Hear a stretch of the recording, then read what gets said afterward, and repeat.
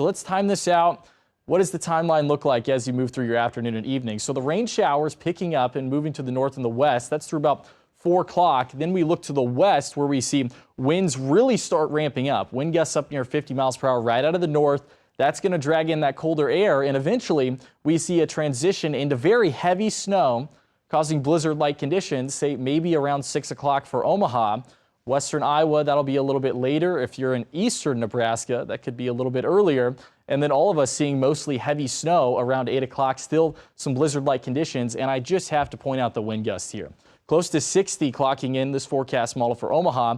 Out west, some areas close to 70 mile per hour wind gusts. This is extreme wind along with this that's going to make this event fairly extreme. And this, it all starts exiting off to the east after midnight tonight. By the time you wake up for tomorrow morning, the snow's done, but the wind is sticking with us.